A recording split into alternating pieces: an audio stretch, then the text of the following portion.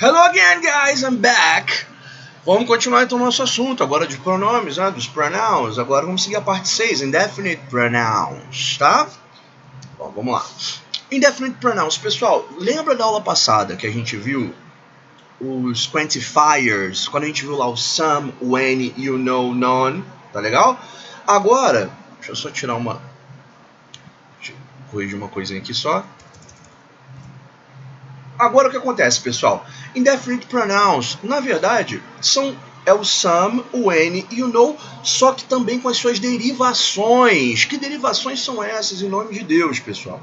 Então, todas aquelas derivações lá que você já ouviu, ó, somebody, someone, something, somehow, somewhere, cada um com sua especificidade, né?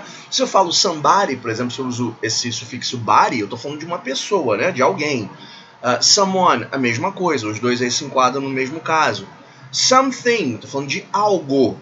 Somehow, eu tô falando de somehow, de alguma forma. E somewhere, algum lugar, tá bom, pessoal? Então, some e suas derivações são os pronomes indefinidos. Mesmo fenômeno acontece com any. Olha lá. Anybody, anyone, anything, anyhow, anywhere. Seguindo os mesmos padrões referenciais, tá legal? E na forma interrogativa... Não, esquece. O any, ó, anybody, anyone, anything, anyhow, anywhere. E eu quero que vocês lembrem... Lembra daquele quadrinho, aquele esquema que eu coloquei para vocês? Se liga nisso, porque vai ser aplicado da mesma forma numa frase. Nas afirmativas, sempre com some e suas derivações. Interrogativas, any e suas derivações, ou some e suas derivações, somente no caso de estar oferecendo ou pedindo por algo. Lembra que a gente viu isso? E, por último, na forma negativa, sempre o any e suas derivações, tá bom, pessoal? Então, lembra disso. Body, one thing, how, where. É só você saber as referências das derivações e o resto é só você aplicar a regra que a gente viu do some e do any. Não tem diferença alguma, tá legal? Se você aprendeu aquilo lá, se você não pescou, não está pescando isso direito, eu sugiro que você volte na aula do Quantifiers, vai nessa partezinha específica do some, do any e do know, que lá está bem destrinchado isso. A regra de aplicação em uma frase é a mesma, afirmativa, interrogativa e negativa, tá? É da mesma forma que se aplica. Só lembra que aqui, nos indefinite pronouns, a gente já está falando também das derivações deles, desse sufixo, né, dessa especificação. Somebody, someone, something, somehow, somewhere, anybody, anyone, anything, e por aí vai, tá bom? Aquela regra do know também permanece, pessoal, tá? O know sempre em frases de estrutura afirmativa com uma inflexão de negação. Só que aqui a gente não está falando só do know, a gente está falando do know ou do none, né? Aqui a gente está falando do know e suas derivações, ó. Nobody, no one, tem aquela música, né, que vocês devem conhecer, eu creio. Nothing, no how, nowhere, também seguindo os mesmos padrões de referência, tá legal? Se liga nisso, pessoal, os padrões de referência de cada um desses sufixos, body, one thing, how e where, e a regra que permanece a mesma dos quantifiers. Afirmativa, sempre some, interrogativa, sempre com any, ou some, se você estiver oferecendo ou pedindo por algo, e negativa, somente o any. E o know em frases e estruturas afirmativas com inflexão negativa. Cara, se você esquecer isso pelo resto da sua vida, o tio Roberto vai ficar muito zangado. Você quer há 20 anos te encontrar na rua e você perguntar: caraca, professor, como é que é aquele negócio do some, do any, do know? Não me pergunte esse tipo de coisa. Aqui chegou nesse momento que você tem que saber e não há mais desculpas para tamanha falta de sapiência neste específico assunto. Próxima parte, pessoal, que nós vamos ver agora são os relative pronouns. Eles são bem bacanas, olha só. Relative pronouns. Se você observar, pessoal, são todos aqueles pronomes que a gente viu interrogativos, né? Os interrogative pronouns. Ah, mas são os mesmos? Sim, são os mesmos. A função é diferente. Vamos ver, olha só. Eu tenho who, eu tenho whom, eu tenho whose, eu tenho which, eu tenho where e eu tenho when. Beleza? Como eu falei, eles são iguais. Né? Os termos são iguais. A função deles na frase vai ser diferente. Aqui nesse caso ele não vai fazer uma pergunta. Esses pronomes são utilizados para fazer referência, tá? Para referendar um termo que foi citado anteriormente, evitando sua então repetição. So, what the hell is that? Vou explicar. Mas antes de eu explicar isso, antes da gente ver na prática, vamos ver as referências. Olha só. Eu vou usar o who numa frase sempre que minha frase estiver fazendo referência a uma pessoa já citada. O whom eu vou usar também para fazer referência a uma pessoa já citada, mas somente se exercer função de objeto. Tá ficando complicado. Calma. Esse detalhe aí, segura. Esquece ele por enquanto. A gente vai ver já já. Whose, eu vou usar sempre para fazer whose, né? Eu falei com sotaque maravilhoso. Whose. Referência a algo que pertence a alguém. Então, nesse caso aí, eu vou referendar algo que já foi citado e pertence a alguém. Tem essa ênfase, tá? A gente vai ver já já. Ele também exerce somente função de objeto, mas guarda que isso não é importante por enquanto. Which, ele faz referência a algo, nunca a alguém. Aquilo que eu falei, tá? Não é uma pessoa, é algo, é um animal, é um objeto. Eu vou falar sobre which, tá? Essa referência. Menos quando... calma, daqui a pouco eu chego nisso. Melhor. O próximo, where. O where sempre vai fazer referência a um lugar que também já foi citado na frase. E o when, uma referência a um tempo que foi citado na frase também. Vamos ver na prática agora. Calma, segura aí. Não fica aflito. Sim, vamos ver agora as funções deles, tá? Vamos ver as frases já, mas vamos ver mais um pouquinho de função. Olha só. Tenha na mente uma coisa. Se esse pronome relativo, depois desse pronome relativo vier um verbo, está mostrando que esse pronome relativo está exercendo função de sujeito, ou seja, referência ao sujeito já mencionado. Ponto. Agora, quando esse pronome relativo, depois dele, não vem um verbo, e sim um substantivo, ou mesmo um pronome, né, um noun ou um pronoun, ele já exerce o que a gente chama de função de objeto. Isso vai fazer link com algumas coisinhas que a gente viu lá e que a gente não estava entendendo muito bem. Veja lá. The boy who olha só essa frase. The boy who arrived is my brother. Eu estou dizendo aqui que o garoto que chegou é o meu irmão. Esse who aqui está fazendo esse que, né? O garoto que chegou. Esse que está fazendo referência ao boy, ao garoto, tá bom? Então esse garoto, obviamente, é uma pessoa. Conforme vimos no outro quadrinho, toda vez que se faz referência a uma pessoa, o pronome relativo que eu uso, esse que, vai ser referendado pelo who. Vamos voltar no exemplo. Vou voltar no primeiro exemplo. Ok. Então, the boy who arrived is my brother. O garoto que chegou é o meu irmão. Então, esse que é referendado pelo who, porque o boy é uma pessoa.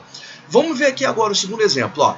The girl whom you saw at the beach is my friend. A garota que você viu na praia é minha amiga. Pô, professor, mas peraí, também é que.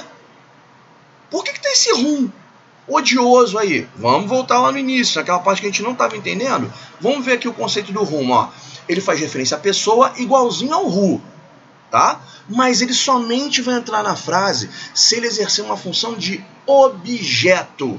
Para exercer essa função de objeto, lembra, ele vai ser objeto quando? Depois dele vier um substantivo ou um pronome, tá? Se depois do pronome relativo vier um verbo, ele é referência ao sujeito, ele é um sujeito, ele faz essa função. Agora, depois dele vem um substantivo, ele exerce função de pronome. Olha aqui, ó. Depois desse que, no caso, né? Não vem o you. You é um pronome, não é um verbo. Na primeira aqui, arrived é o passado de arrive, que é um verbo chegar. Por esse motivo eu usei o who. Agora na segunda aqui, depois da referência, vem o you, que é um pronome. Nesse caso, eu não posso, aliás, eu até posso usar o who. Mas o correto mesmo, mais bonito, é o whom. The girl whom you saw at the beach is my friend. Esse whom só pode ser utilizado neste contexto, quando ele exercer essa função de objeto. Por que objeto? Porque depois dele vem um pronome, ou se viesse um substantivo. Se viesse um verbo, não. O whom não poderia ser usado, só poderia ser o who. Espero que você tenha gostado. Então poderia ser o who. Cara, hoje eu tô piadista. Vamos lá, agora, pronome relativo, vamos continuar. Próximo exemplo. The cat whose owner is my sister was in the car. Agora eu estou usando o whose aqui, tá legal? O whose faz função de quê mesmo? Vamos lá, whose, referência a algo que pertence a alguém. Bacana. Caramba, cadê? Ah, tá. Algo que pertence a alguém. Cadê?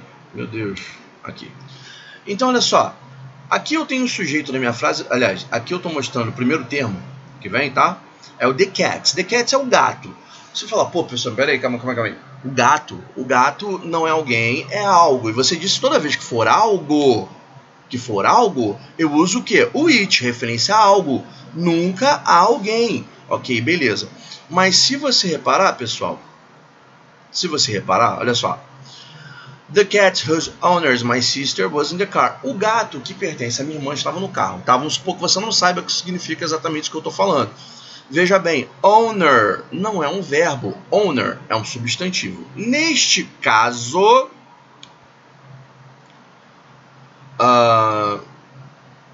Caramba, cadê? Eita, me perdi. Assim, então, olha só. Nesse caso, como ele é um substantivo e a gente já viu... Jesus... Aqui. E a gente já viu que quando eu tenho um substantivo depois do pronome relativo, essa função é de objeto. Lembra disso aí, ó. Whose exerce somente função de objeto. Tá bom, pessoal? E aqui, além disso, eu estou mostrando o quê? Se pura e simplesmente o gato pertence à minha irmã. Tá legal? Então, função de objeto aqui. The cat whose owner. Olha aqui o substantivo, então um objeto. Olha só a diferença agora da segunda frase, ó. The cat which is in the car belongs to my sister. Eu também estou falando que o gato que está no carro pertence à minha irmã. Mas aqui, veja bem, ó. Aqui eu tenho o the cat, beleza? Mas aqui, logo em seguida ao meu pronome relativo, eu tenho o is. O is é verbo to be. Eu não poderia usar whose nesse caso de jeito nenhum. Esquece o belongs aqui mesmo. Mas eu não poderia usar o whose nesse caso de jeito nenhum para dizer que o gato pertence à minha irmã, porque aqui eu não tenho esse pronome relativo como função de objeto. Eu tenho ele como função de referência ao sujeito. Se a referência é o sujeito, então vale aquilo que a gente viu lá no início. Olha aqui, ó. Which, referência a algo, nunca a alguém. Whose, exerce somente função de objeto. Na frase, eu não tenho referência a objeto, porque depois do meu pronome relativo, olha o verbo aqui. Então, fica ligado só nessas regrinhas, pessoal, de fato mesmo, isso é bem fácil. Mas quando querem fazer uma pegadinha contigo, fazem isso aí, na hora de aplicar o objeto, especialmente com who e com whom, tá? Tem muita essa coisinha aí. Ó, próximo exemplo, ó. Rio is the city where I was born. Olha aqui o pronome relativo where. Vamos dar uma olhada lá. Where faz referência aqui mesmo. Where, referência a lugar. Então aqui... Rio is the city where I live. Aqui, então, estou dizendo que estou fazendo aqui a referência ao Rio. Olha, perdão, Rio é a cidade. Então, where está fazendo referência ao quê? A cidade. A cidade é um lugar. Se é lugar, é where, sempre. A última aqui, I remember the day when we met the last time. Olha aqui, ó. The day, o dia. Se eu estou falando de dia, eu estou falando de tempo. Então, olha lá. When, referência a tempo. Então, beleza, não tem mistério, pessoal. Esses aí são diretamente... A aplicabilidade deles é diretamente proporcional. Não tem lá muito o que pensar. Tá falando de tempo, então when, acabou-se. Um abraço, beijos, tá? Mas... vamos ver aqui a próxima parte. A próxima. Aí. Tá, então só relembrando. Seguido, pronome relativo, seguido de um verbo, função de referência ao sujeito, ok. Depois desse pronome relativo, vem um substantivo, um pronome, noun, pronoun, ele já exerce função de objeto. Fica ligado, porque alguns não se aplicam, somente se aplicam nesta função de objeto, outros não. Vamos ver o último aqui agora, pessoal. Eu tenho that. Você vai falar, pô, professor, mas calma aí, você está louco. Você falou que o that é um pronome demonstrativo, que significa aquele, aquela, aquilo. Enfim, pessoal, sim, mas veja bem, assim como acontece com os pronomes interrogativos aqui no caso, quando eles viram relativos, qual o problema? A palavra é a mesma, a função é diferente. Então vamos ver aqui, ó, that. O that tem um poder miraculoso, pessoal. Ele, na verdade, é o super pronome relativo. Por quê? Eu vou dizer por quê. Porque, na verdade, sabe todos esses exemplos que a gente viu? Todos esses exemplos que a gente viu com pronomes relativos? Beleza. Todos eles podem ser substituídos por that em qualquer daqueles casos, tá? Vamos olhar aqui o exemplo, ó. Aquele primeiro que a gente viu. The boy who arrived is my brother. O garoto que chegou é meu irmão. Eu realmente posso fazer a frase com that. The boy, em vez do who. The boy that arrived is my brother. Sem problema qualquer. Vamos ver outro exemplo. Próximo aqui. The cat which is in the garden belongs to me. O gato que está no jardim pertence a mim. Olha a mesmíssima... Caraca, eu tô uma beleza. Olha a mesmíssima frase aqui agora. The cat, sem which, the cat that is in the garden belongs to me. Rio is the place where I was born. Rio is the place that I was born, tá? Então, pessoal, você vai me perguntar, professor, então eu posso substituir em qualquer ocasião? Sim, qualquer ocasião. O that pode entrar em qualquer frase, ok? Mas, obviamente, se cairmos num concurso, ele não vai pedir algo tão trivial, né? Ele vai querer que você saiba aplicar o pronome relativo correto. Não vai me aplicar that se não for pedido isso, tá? O that é tão especial, pessoal, que ele não somente pode substituir todos eles, como ele tem os seus casos específicos em que somente ele pode entrar. Você não pode colocar mais nenhum outro relativo, somente ele. Vamos ver onde é que somente entra o that. Olha só, primeiro caso, após dois antecedentes. Então, olha só, se eu estou falando, se eu tenho um sujeito composto, basicamente, ó, ou uma referência composta, ó, I know the singers and songwriters that she mentioned. Olha só, estou falando que eu conheço os cantores e os compositores que ela mencionou. Esse que está se referindo ao quê? Aos cantores e compositores. Nesse caso, pessoal, eu tenho dois antecedentes. Se eu tenho dois antecedentes ou mais, eu já não posso mais usar. Ah, mas se refere a pessoa. Se é pessoa, você falou que era who, né? Não, porque são dois antecedentes. Se eu tenho dois antecedentes ou mais, eu sou obrigado a usar o that. Eu não posso usar nenhum outro. Nesse caso, só o that funciona. I know the singers and songwriters that she mentioned. Beleza? Outro caso em que somente se usa o that, quando houver superlativo na frase. Então, olha só. She's the sweetest person that I have ever met. Pô, professor, mas peraí. Antes do pronome relativo, tem o person. Person é pessoa. Você fala que pessoa é russa, louco. Sim, mas antes desse pessoal, olha aqui, ó, superlativo. Sweetest, ela é a pessoa mais doce que eu já encontrei em minha vida, tá? She's the sweetest person, nesse caso, who não pode entrar. That I have ever met in my life, para ficar mais bonito. Tá bom, pessoal? Caso número 3, quando houver as palavras first ou last no primeiro período. Então, você tem lá o primeiro período da sua frase, né, sua sentença. Aí, se você tem essas duas palavras, first ou last, uma das duas, no caso, não posso também usar, ó, vamos ver aqui o exemplo. The last time that I saw him was last week. Então, você pensa aqui, ó, the last time, pô, time, cara, eu aprendi, é when, beleza, então, the last time when, não faça isso, porque antes desse time eu tenho last, toda vez que eu tiver last ou first, eu não posso usar o pronome relativo àqueles literais, né? No caso seria o when aí. Eu não posso, sou obrigado a usar o that. Quarto e último caso, após pronomes indefinidos e seus derivados. Fizemos os pronomes definidos que a gente acabou de ver, pessoal. Somehow, somewhere, anyone, anywhere, anyhow, no one, nowhere. Sempre que você vê um desses, até mesmo some, any ou qualquer um desses numa frase, tá? Você esquece, você não me ponha nenhum outro pronome relativo que não seja o that. Olha aqui o exemplo, ó. She ate something that I don't like. Ela comeu algo que eu não gosto. Tá legal? Então, olha só. Antes do relativo vem o quê? Something. Pronome indefinite pronoun, derivado. Então, tem aqui. She ate something that I don't like. Tá bom? Então, somente nesses 4 casos aí, pessoal, eu só posso usar o that. Em qualquer outro, eu também posso usar o that. E também veja as especificidades de cada um, tá bom?